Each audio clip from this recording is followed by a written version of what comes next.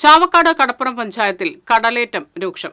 അഞ്ചങ്ങാടി വളവ്, മൂസ റോഡ്, വെളിച്ചെണ്ണപ്പടി, മുനക്കക്കടവ് എന്നിവിടങ്ങളിലാണ് കടലേറ്റം രൂക്ഷമായിട്ടുള്ളത്. കടലാക്രമണം രൂക്ഷമായതോടെ ഭീതിയിലാണ് തീരദേശവാസികൾ.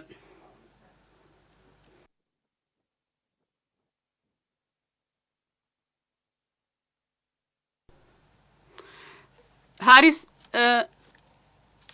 ചാവക്കാട് കടലേറ്റം രൂക്ഷമാണ്. ഞങ്ങളുടെ പ്രതിനിധി കൂടുതൽ വിവരങ്ങളുമായി ചേരുന്നു. ഹാരിസ്, കടലാക്രമണം രൂക്ഷമായ രീതിയിലാണ് ചാവക്കാട്. എന്തെല്ലാമാണ് കൂടുതൽ വിശദാംശങ്ങൾ?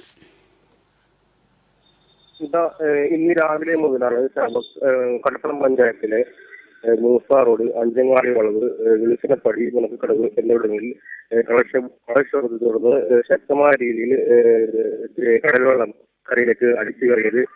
ഇതുമൂലം നിരവധി വീടുകളിലേക്ക് വെള്ളം കയറിയിട്ടുണ്ട്. ഇന്നലെയും സമാനമായ രീതിയിൽ ഇതേ സമയം തന്നെ രാവിലെ തന്നെ കടലേറ്റം രൂക്ഷമായിരുന്നു. കടൽ വളരെ പ്രക്ഷുബ്ധമാണ്. അതുകൊണ്ട് തന്നെ മേഖലയിൽ വളരെ പരിഭ്രാന്തരാണ്. കാലങ്ങളായിട്ട് കടൽഭിത്തി ഇല്ലാത്ത മേഖലകളിൽ കടൽവെള്ളം രൂക്ഷമായ രീതിയിൽ കടൽക്ഷോഭത്തെ തുടർന്ന് രൂക്ഷമായ രീതിയിൽ കരയിലേക്ക് അടിച്ചു കയറുന്ന സ്ഥിതിയാണ്. എല്ലാ കാലവർഷം ഇത് തന്നെയാണ് ഇവിടുത്തെ ഈ ദുരിതം അനുഭവിക്കാൻ തുടങ്ങുന്നത്. വർഷമായിട്ടുണ്ട്. എന്നിരുന്നാലും ഇവിടെ നിന്ന് ആരും തന്നെ മാറ്റി പാർപ്പിച്ചിട്ടില്ല. ഇവർ തൊട്ടടുത്ത ബന്ധുക്കളിലേക്ക് പോയി കടൽവെള്ളം വീട്ടിൽ നിന്ന് ഒഴിഞ്ഞു കഴിഞ്ഞാൽ ഇതിനും ദൂരേക്ക് താമസിക്കുന്ന സ്ഥിതിയാണ്. സമീപ പ്രദേശത്തുള്ളവരെ മാറ്റി പാർപ്പിക്കുന്നതിന് എന്തെങ്കിലും നടപടികൾ അധികൃതർ എടുത്തിട്ടുണ്ടോ? ഇന്നലെ തഹസിൽദാർ ഉൾപ്പെടെയുള്ളവർ തന്നെ ഇവിടങ്ങളിൽ സന്ദർശിച്ചിരുന്നു.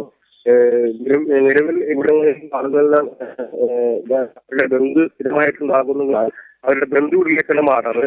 അതേ രീതിയിൽ തന്നെ ഇപ്പോഴും തുടരുകയാണ്.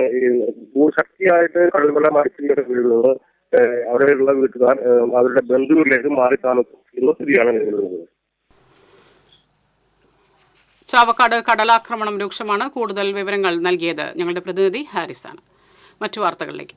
സംസ്ഥാനത്ത് അടുത്ത 3 മണിക്കൂറിൽ ഒറ്റപ്പെട്ട ഇടങ്ങളിൽ ശക്തമായ മഴയ്ക്കും മണിക്കൂറിൽ 60 കിലോമീറ്റർ വരെ വേഗതയിൽ വീശിയേക്കാവുന്ന ശക്തമായ കാറ്റിനും സാധ്യതയെന്ന് കേന്ദ്ര കാലാവസ്ഥാ വകുപ്പ്. ഗതാഗതം കാര്യക്ഷമമായി നിയന്ത്രിക്കുക, അത്യാവശ്യമല്ലാത്ത യാത്രകൾ ഒഴിവാക്കി ആളുകൾ സുരക്ഷിത മേഖലകളിൽ തുടരുക തുടങ്ങിയ നിർദ്ദേശങ്ങളും മുന്നറിയിപ്പിൽ പറയുന്നു.